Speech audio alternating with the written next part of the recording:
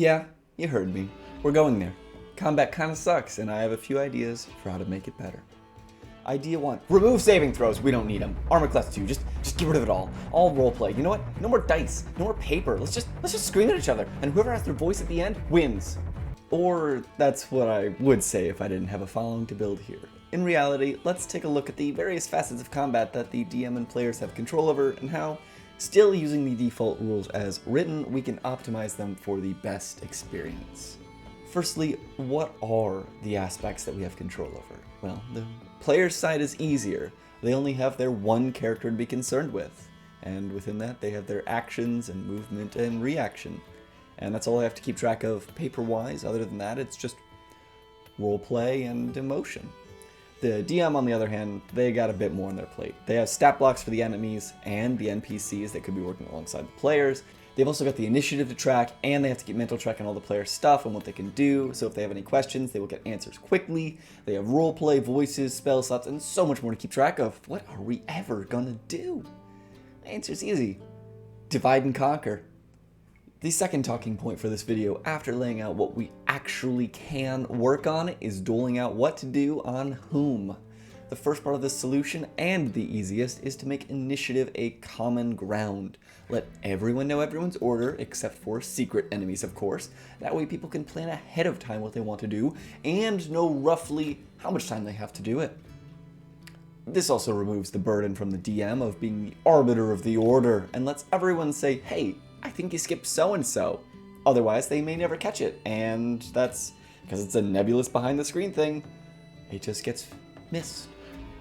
The second part, and the next easiest on this totem pole of a fix, is to take the time to make sure that all of your players know what they can do. This goes beyond their sheets and ensure them of everything you're okay with them doing. I haven't really had to make many rules because my players don't ask for things very often, but when they do, I'll be ready. What do I mean by that vague bit of waffle? I mean that barbarians should be able to throw goblins, rangers should be able to shoot down chandeliers, and rogues should be able to climb wooden walls with their daggers. I mean that you can release their shackles, they can look up from their papers, and just play the damn game. If they're not frustrated or struggling with their specific limitations, then not only will the game go smoother, but everyone will have so much more fun. Beyond all of that, though, yes, you should make sure that they're comfortable with what is on their sheets, that the paladin understands Divine Smite, and that wizards know how to manage their spell slots. Just ask them, are you comfortable in your knowledge? Is there anything I can help you with? And they will just tell you, hopefully honestly, their answer. The third part now, where it becomes mostly a DM solution, is to maintain a tidy mind and a tidy workbook. Number your enemies, have their most basic stats and abilities written down or memorized, and keep their most basic elements consistent. If you slip up on their accent, or their movement speed, or their spell casting, just go with it. The most basic things are all that matters, like attitude, goal, and direction. Don't forget where a guy is headed, or who he's mad at. Just keep up with the flow. This is a combat video.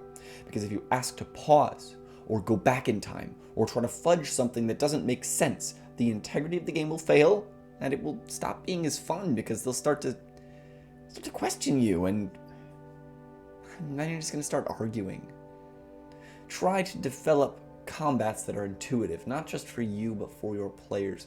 Make sure that they can see the map clearly, understand the obstacles and objects that they can interact with, and properly try to inform them on what's around. So far, we've gone over initiative, player comfort, and DM ease of mind. And the last part today is going to be controlling for the breakdown of motive, emotion, and conversation with your enemies in combat. I would usually, as a player, prefer to have enemies talk less and fight more. However, as a DM, that is not what my players seem to prefer, and so I have to make villains who can and will talk, and usually be talked down if the players find the right reason. So the motive for a villain determines their emotion, which determines how they talk. Take one of the most recent episodes, up to now, of our streamed game Icarius the Black Between the Stars. Watch it over on our Twitch page, Dirty 20s D&D, and back to the episode. The antagonist, a delightful minotaur named Umbador, was previously almost captured and sent to prison by Maeve Weiss, who after that, she left the planet. Upon her return and showing herself openly in front of him, he stood up, hollered to his goons, and started a fight. He screamed and shouted at Mae Vice, determined to kill her for destroying his business and costing him everything. However, several of the PCs were determined to end this through conversation, and so I had them roll. And they talked him to a point where he listened, and through that and the good use of a Zone of Truth spell and the revelation that Mae Vice had lost her memory, the fight was truly ended with minimal bloodshed. As he knew reason, he was a successful businessman, even if that business was drugs. And so after learning that she didn't know what she did in the past and seemed a lot cooler with things now, he just let it go. But he said that he still wanted to kill her old partner because if this is to be realistic, then one conversation can't change a person's entire worldview, but it can change their outlook in the here and now and end the conflict. And there we have it, some tips that I've cultivated through my DMing for this little group we call the Dirty 20s. As a send-off for today, please consider subscribing here on YouTube, following us on Twitch, Twitter, and Instagram, and as a little treat for sticking around to the end, here's a little secret. Come close. We're launching a Patreon. I know, crazy, right? There are 4 tiers that we are planning right now, starting off with early video access, and then behind the scenes content, then a monthly homebrew pack with a bunch of stuff in it, and then lastly, access to a monthly one-shot DM'd by me. There's going to be more info announced during this Sunday's game of Icarius and then next Friday's video, but consider this your early bird warning. Those God Killer slots are going to fill up fast. Thank you all for watching, everyone. Bye.